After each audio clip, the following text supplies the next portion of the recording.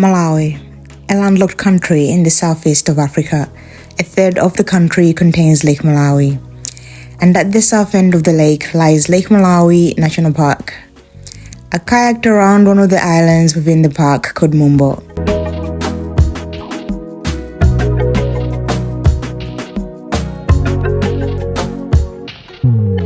This lake is the fifth biggest lake in the world by volume. Basically, its surface area is bigger than the whole country of Israel or the US state of Hawaii.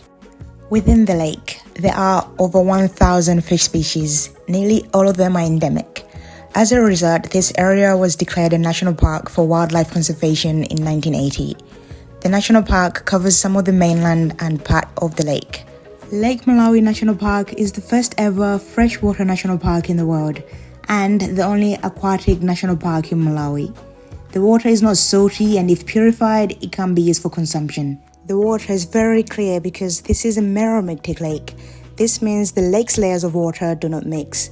Basically, the sediments stay on the bottom and the top layer is always clear. Lake Malawi National Park is also a UNESCO World Heritage Site due to its outstanding universal value. It is estimated to have a larger number of fish species than any other lake in the world. It's also rich with mammals, reptiles, and birds. I was not able to capture all of the animals on camera, but I saw quite a few monkeys and baboons. This was on the mainland part of the park, and staff also told me that in some days they actually see otters as well. There are so many blue and orange tail skink lizards and monitor lizards. When I saw a monitor lizard, I actually thought that was a baby croc. Then one of the guides assured me that it was a lizard. The monitor lizards are usually sunbathing on the rocks or swimming, so it would be easier to see them when it's really hot. As for the birds, I saw a wide variety, so many I don't know the names of, but I saw the African fish eagle. It dived into the lake, captured the fish, and flew out. It was insane. I also saw quite a few flycatcher birds and harrier hawks and a lot of cute small fluffy ones. They were so colorful, like blue and orange. Some were yellow and gray. Within the national park, there are several villages but are not part of the national park. These are locals that have lived in this area for generations before the national park was established. Only the land and animals are protected. You can also do community-based tourism. Some villages give out tours to learn about their customs, traditions, and cuisine. I actually went on one of these tours. I highly recommend, as it is a good chance to interact with locals. The link is in the description if you want to book it. Lake Malawi is also one of the main sources of food in Malawi. The fishing industry also contributes to its economy, but with its rising population, this has led to overfishing. Fishermen are legally required to fish 100 meters away from the national park, but this is not enforced. There is a shortage of fish in the lake, so some fishermen end up fishing in the national park. I also saw quite a few fishermen fishing with nets in the national park, and nobody said anything about it. There is regulation on mesh sizes of fishing nets, but this is not enforced either. If the Malawi government does not improve its efforts to preserve the park, its biodiversity will be ruined. The introduction of fish farming projects may also impact the park. These projects are good for fish quantities, but this will have an impact on the biodiversity of the lake. The feed used could also endanger some of the rare fish species, and the water quality could also get affected. Or some people could argue that this could be a good thing because new species could evolve. After my trip, a few people asked me some questions about Lake Malawi, and these also appeared to be the most asked questions on Google. So questions like, is the lake safe to swim in? Well, locals swim here all the time, but as a tourist, there's a small chance that you can catch bilharzia. It's a parasitic illness. It's simple enough to treat, but I would recommend a doctor's checkup just a few weeks after you swim in the lake. Lake Malawi also has water snakes, so it would be good to watch out if you plan to swim further away from the shore. The lake in general has hippos and crocs, but not Lake Malawi National Park, so you wouldn't have to worry about that if you're swimming within the national park. So in general, I would say it is safe to swim in the lake. Another question was, when is the best time to visit Lake Malawi or Lake Malawi National Park? I would say the best time to visit Malawi would be between early May and end of September. This is the winter time in Malawi. The winter temperatures are quite pleasant. They average around 26 degrees Celsius. The humidity is quite low, but the sun is quite strong, so don't forget your sunscreen as well as your holiday hats. I would avoid the wet season. This is between November and April. Malawi gets heavy rains that usually results to floods. When it's raining, the water in the lake will also look a bit muddy. Traveling to the national park from the big cities would also be hard as the infrastructure is not very good. Some roads are not paved and are affected with the heavy rains. It takes a 3-hour drive from the capital to the national park, but during rainy season, it can take more than this. Another question was, Lake Malawi is on the border with Tanzania and Mozambique. So which country really owns Lake Malawi?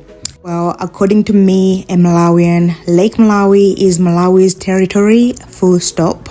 Any arguments, please take them to the UN. Lake Malawi is very important to Malawi. Our culture and national sentiments are tied to the lake. I can't say the same about Mozambique and Tanzania. Another question was, what is the inflow and outflow of Lake Malawi? It's important to keep in mind that Lake Malawi is large and so it has numerous rivers and streams feeding into it. The inflows vary depending on the region and the time of the year, as rainfall patterns can fluctuate. The biggest inflows are the Ruhuhu River from the highlands of Tanzania. Another source is the Songwe River. It forms the border between Malawi and Tanzania. And at the north, you have the North Rukuru River. The main outlet is the Shire River, and this is the largest river in Malawi. If you have any more questions, then please comment down below. When it comes to the national park's facilities, it has both sandy beaches as well as rocky shores. It has a range of lodges depending on your budget. Most offer kayaking, scuba diving, sailing, windsurfing, snorkeling, and local games like bao.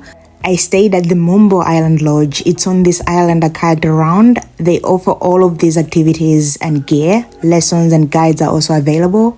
As you can see here, this is one of the chalets offered by the lodge, and when you actually kayak around, you'd see quite a few of them. You can also hike around this island as it is uninhabited. It is 1 kilometer square in diameter but very hilly. There are no permanent residents on this island, and so the only people are the tourists and staff. The staff do 1-week shift rotations. They come on the island for a week and then return to the mainland where their permanent residence is. So this island does have a lot of wildlife, but none that's actually dangerous. I spotted so many monitor lizards, the blue tail, the orange tail, and so many more that I don't actually know the names of. Since the aim for this lodge was to preserve the wildlife, this lodge is self-sustaining, so there's no electric on the island. It's also really hard to get phone signals. You can use like your mobile data and all that stuff, but it's quite hard to get phone signal. The chalets and all the furnishings in the lodge are locally sourced and everything else is made in Malawi.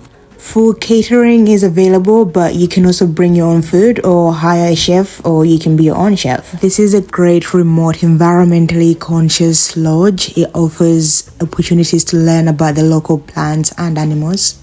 It also gives the opportunity to participate in conservation efforts like turtle monitoring tours. It's very private.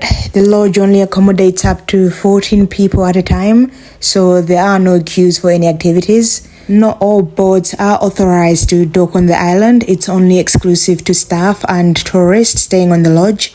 The lodge offers boat transfers to and from the mainland. The closest mainland town is Cape Maclear.